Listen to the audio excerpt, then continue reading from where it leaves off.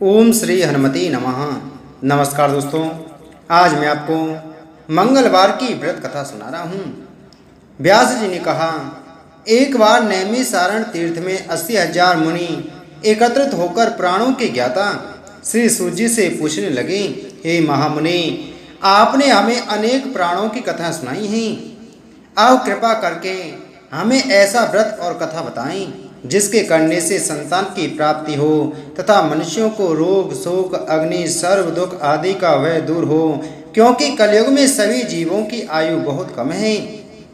फिर इस पर उन्हें रोग चिंता के कष्ट लगे रहेंगे तो फिर वह श्रीहरि के चरणों में अपना ध्यान कैसे लगा सकेंगे। श्री सूत जी बोले, हे मुनियों, आपने लोक कल्याण के लिए बहुत ही उत्तम बात पूछी है। एक बार युधिष्ठिर ने भगवान श्री कृष्ण से लोक कल्याण के लिए यही प्रश्न किया था। भगवान श्री कृष्ण और युधिष्ठिर का संवाद तुम्हारे सामने कहता हूँ, ध्यान देकर सुनो। एक समय पांडवों की सभा में श्री कृष्ण जी बैठे हुए थे। तब युधिष्ठिर ने भगवान श्री कृष्ण से प्रश्न किया, हे प्रभु नंद नंदन गोविंद, आपने मेरे लिए अनेकों कथाएं सुनाई हैं। आज आप कृपा करके ऐसा व्रत या कथा सुनाएं जिसके करने से मनुष्य को रोग चिंता का भय समाप्त हो और उसको पुत्र की प्राप्ति हो। हे प्रभु, बिना पुत्र के जीवन व्यर्थ है। पुत्र के बिना मनुष्य नरकगामी होता है। पुत्र के बिना मनुष्य पितृ ऋण से छुटकारा नहीं पा सकता और ना ही उसका पुण्यक नामक नरक से उद्धार हो सकता है। अतः पुत्रदायक व्रत बतलाइए। श्री कृष्ण भगवान बोले, हे राजन, मैं एक प्राचीन इतिहास सुनाता हूँ, आप उसे ध्यानपूर्वक सुनो। कुंडलपुर नामक एक नगर था। उसमें नंदा नामक एक ब्राह्मण रहता था। भगवान की कृपा से उसके पास सब कुछ था, फिर भी वह दुखी था। इसका कारण यह था कि ब्राह्मण की स्त्री सुनंदा की कोई संतान न थी। सुनंदा पतिव्रता थी, भक्ति पूर्वक श्री हनुमान जी की आराधना करती थी। मंगलवार के दिन व्रत करके अंत में भोजन बनाकर हनुमान जी का भोग लगाने के बाद स्वयं भोजन करती थी। एक बार मंगलवार के दिन ब्राह्मणी गृह कार्य की अधिकता के कारण हनुमान जी को भोग न लगा सकी, तो इस पर उसे बहुत दुख हुआ। उसने कुछ भी नहीं खाया और अपने मन में प्रण किया कि अब तो अगले मंगलवार को ही हनुमान जी का भोग लगाकर अन्न जल ग्रहण करूंगी। ब्राह्मणी सुनंदा प्रतिदिन भोजन बनाती, श्रद्धा पूर्वक पति को खिलाती, परंतु स्वयं भोजन नहीं करती और मन ही मन श्री हनुमान जी की आराधना करती थी। इसी प्रकार 6 दिन गुजर गए और ब्राह्मणी सुनंदा अपने निश्चय के अनुसार भूखी प्यासे निराहार रही। अगले मंगलवार को ब्राह्मणी सुनंदा प्रातःकाल ही बेहोश होकर गिर पड़ी। ब्राह्मणी सुनंदा की इस असीम भक्ति के प्रभाव से श्री हनुमान जी बहुत प्रसन्न हुए और प्रकट होकर बोले, सुनंदा, मैं तेरी भक्ति से बहुत प्रसन्न हूँ, तू उठ और वर मांग। सुनंदा अपने आराध्य देव श्री हनुमान जी को देखकर आनंद की अधिकता से विवल हो श्री हनुमान जी के चरणों में गिरकर बोले, हे प्रभु, मेरी कोई संतान नहीं है, कृपा करके मुझे संतान प्राप्ति का आशीर्वाद दें, आपकी अति कृपा होगी। श्री महावीर जी बोले, तेरी इच्छा पूर्ण होगी, तेरे एक कन्या पैदा होगी, उसके अष्टांग प्रतिदिन सोना दिया करेंगी। इस प्रकार कहकर श्री महावीर जी अंतर्ध्यान हो गए। ब्राह्मणी सुनंदा बहुत हर्षित हुई और सभी समाचार अपने पति से कहा। ब्राह्मण देव कन्या का वरदान सुनकर कुछ दुखी हुए, परंतु सोना मिलने की बात सुनी तो बहुत प्रसन्न हुए। विचार किया कि ऐसी कन्या के साथ मेरी निर्धनता भी समाप्त हो जाएगी। श्री हनुमान जी की कृपा से वह ब्राह्मणी गर्भवती हुई और 10वें महीने में उसे बहुत ही सुंदर पुत्री प्राप्त हुई। यह बच्ची अपने पिता के घर में ठीक उसी तरह से बढ़ने लगी जिस प्रकार शुक्ल पक्ष का चंद्रमा बढ़ता है। 10वें दिन ब्राह्मण ने उस बालिका का नामकरण संस्कार कराया। उसके कुल पुरोहित ने उस बालिका का नाम रत्नावली रखा, क्योंकि यह कन्या सोना प्रदान किया करती थी। इस कन्या ने पूर्व जन्म में बड़े ही विधान से मंगल देव का व्रत किया था। रत्नावली का अष्टांग बहुत सा सोना देता था। उस सोने से नंदा ब्राह्मण बहुत ही धनवान हो गया। अब ब्राह्मणी भी बहुत अभिमान करने लगी थी। समय बीतता रहा। अब रत्नावली 10 वर्ष की हो चुकी थी। एक दिन जब नंदा ब्राह्मण प्रसन्नचित्त था, तब सुनंदा ने अपने पति से कहा, मेरी पुत्री रत्नावली विवाह के योग्य हो गई है, अतः आप कोई सुंदर तथा योग्य वर देखकर इसका विवाह कर दें। यह सुन ब्राह्मण बोला, अभी तो रत्नावली बहुत छोटी है।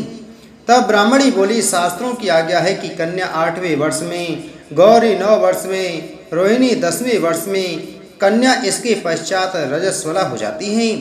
गौरी के दान से पाताल लोक की प्राप्ति होती है, रोहिणी के दान से वैकुंठ लोक की प्राप्ति होती है, कन्या के दान से इंद्रलोक में सुखों की प्राप्ति होती है।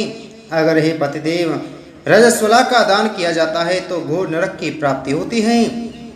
इस पर ब्राह्मण बोला, अभी तो रत्नावली मात्र 10 ही वर्ष की है और मैंने तो 16-16 साल की कन्याओं के विवाह कराए हैं, अभी जल्दी ही क्या है।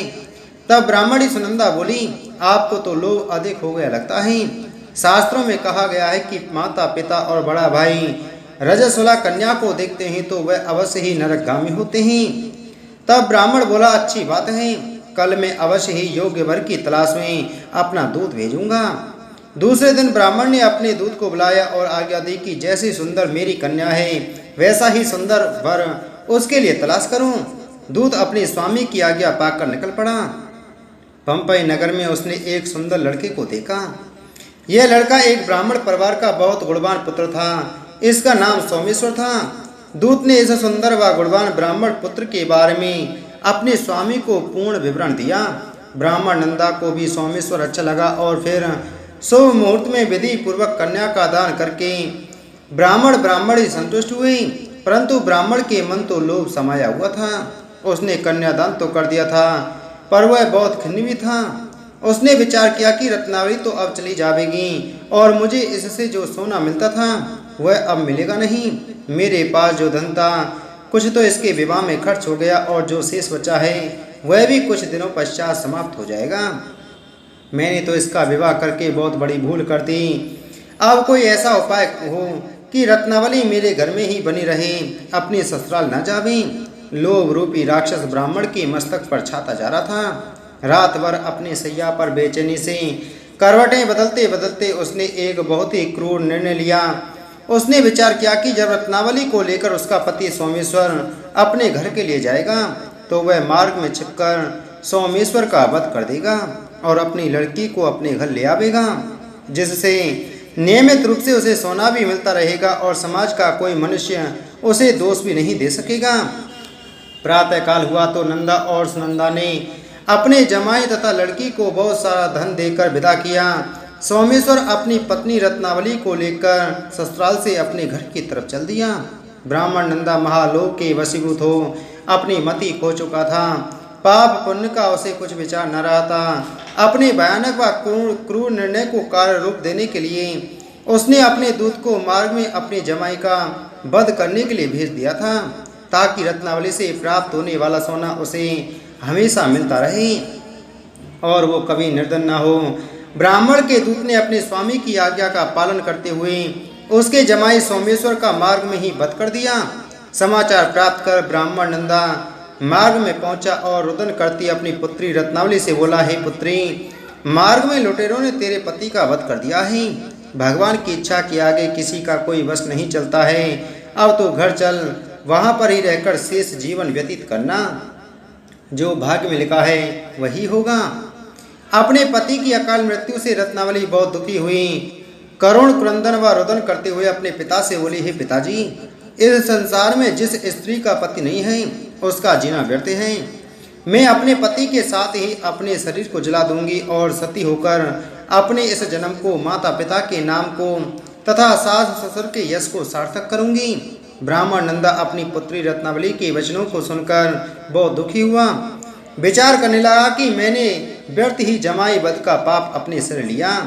रत्नावली तो उसके पीछे अपने प्राण तक देने को तैयार है।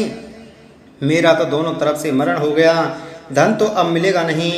जमाई वध के पाप के फल स्वरूप यम यातना भी भुगतनी पड़ेगी। यह सोचकर वह बहुत खिन्न हुआ। सोमेश्वर की चिता बनाई गई। रत्नावली सती होने की इच्छा से अपने पति का सिर अपनी गोद में रखकर चिता में बैठ गई। जैसे ही सोमेश्वर की चिता को अग्नि लगाई गई वैसे ही प्रसन्न हो मंगल देव वहां प्रकट हुए और बोले, हे रत्नावली, मैं तेरी पति भक्ति से बहुत प्रसन्न हूँ, तू वर मांग। रत्नावली ने अपने पति का जीवन दान मांगा। तब मंगल देव बोले, हे रत्नावली, तेरा पति अजर अमर है, यह महाविद्वान भी होगा, और इसके अतिरिक्त तेरी जो इच्छा हो वर मांग।